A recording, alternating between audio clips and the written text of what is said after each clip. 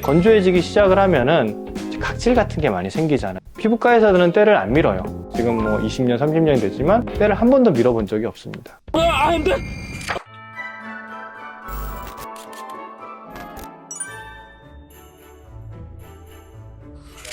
안녕하세요. 올바른 피부생활 피부과 전문의 조재영입니다.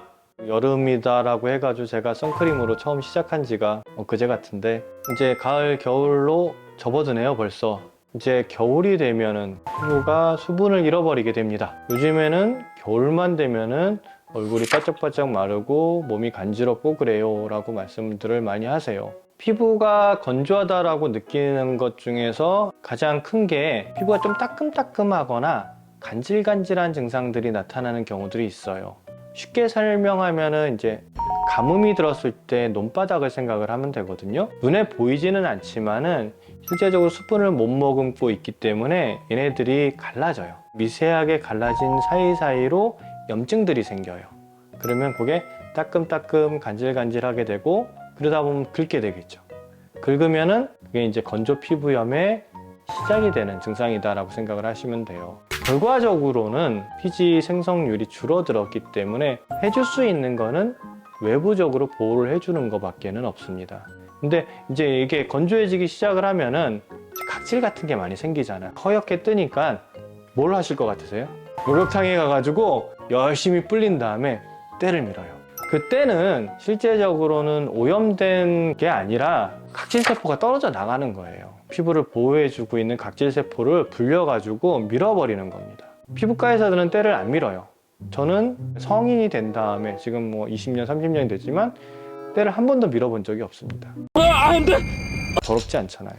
정상적인 뭐 샤워라든지 목욕을 하는 과정 중에서 일반적인 노폐물이라든지 이런 것들은 다 제거가 되고 죽은 각질들도 제거가 되기 때문에 필요 없는 각질들도 현대 생활을 하는 사람들은 일부러 때를 밀 필요는 없어요. 근데 이렇게 건조해진 상황 속에서 더군다나 때를 밀어버리면은 우리가 수분을 머금고 있어 줄 수 있는 각질세포층들이 다 탈락이 돼서 떨어져 나가 버리기 때문에 그 건조 피부염 증상이 더 심해집니다. 그래서 너무 깨끗해서 가려운 거예요 라고 말씀을 드려요. 막 때를 밀고 매일매일 사우나 가고 비누로 열심히 닦고 하다 보니까 오히려 이러한 건조 피부염에 의한 염증들이 더 악화가 되는 겁니다. 그럴 때는 어떻게 해야 되냐면 일단은 너무 씻으면 안 돼요. 뭐 겨울철이기 때문에 땀을 많이 흘리지도 않고 그러잖아요. 그래서 꼭 필요한 부위들만 비누를 좀 사용을 하시고 나머지 부위들은 물로 가볍게 헹궈 주셔도 크게 무리가 없고요. 그 다음에 샤워나 이런 것들을 하셨으면 꼭 전신에 보습제를 발라 주셔야 됩니다.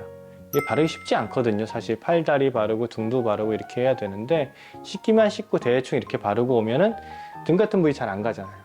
그러니까 등 가려운 거예요. 등 많이 가렵고 다리 같은 부위도 잘 안 발라지니까 팔다리 좀 많이 가렵고 그리고 얼굴은 조금 많이 바르니까 조금 낫고 그런 건데 가장 중요한 거는 보습제를 잘 발라주시는 게 좋아요. 보습제가 두 가지 종류가 있어요. 하나는 우리가 이제 천연 보습인자라는 세라마이드 같은 것들을 함유한 보습제들이 있고 바세린 같은 차단제들이 있죠. 페트롤라툼 같이. 예전에 한번 제가 설명을 드렸는데 하나는 기름막을 만들어 줘가지고 수분이 증발하는 것을 막아주는 거고요.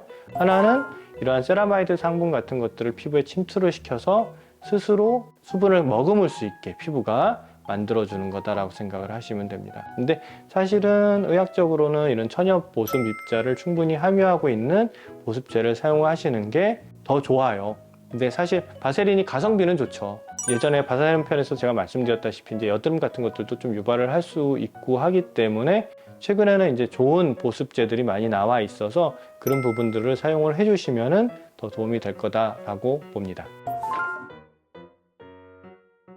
자동차에서 히터 틀고 있는 거 아니면 온풍기 같이 이렇게 바람으로 직접적으로 난방을 하는 거 있잖아요. 이게 이제 피부에는 가장 안 좋습니다. 직접적으로 뜨거운 바람이 피부에 닿으면서 그거 자체로 자극이 되고 뜨겁고 건조한 바람으로 인해서 또 습기가 뺏기기 때문에 그거에 의해서도 또 건조하게 되기 때문에 난방 방식 중에서는 가장 안 좋은 방식이 온풍 방식이에요. 그리고 이제 겨울철이라고 이제 가습기 굉장히 많이 쓰잖아요. 가습기가 종류가 두 가지가 있어요. 하나는 가열형. 끓여서 쓰는 거 있죠. 보글보글 끓여가지고 그 수증기가 나와가지고 가습이 되는 방식. 요즘에는 꾹 굽기만 하면은 차가운 바람이 슉 나오죠. 이게 초음파로 분해를 시켜가지고 만든 초음파 방식이거든요. 이거는 굉장히 간단해요.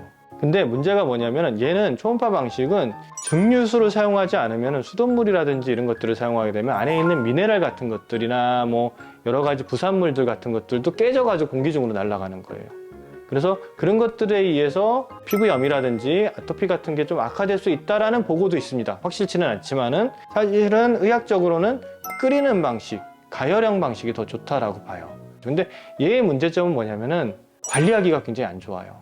아무래도 끓이고 이런 과정 중에서 곰팡이라든지 이런 것들이 많이 생기다 보니까 매번 청소를 해줘야 되고 이래야 되는데 뭐 가슴 아픈 사건이긴 하면 가습기 살균제도 그런 문제들 때문에 생겼던 부분들이고 하니까는 근데 잘 관리만 해주신다면은 끓여서 사용하는 가열형 타입의 가습기를 사용을 해가지고 보습을 해주는 게 가장 좋습니다.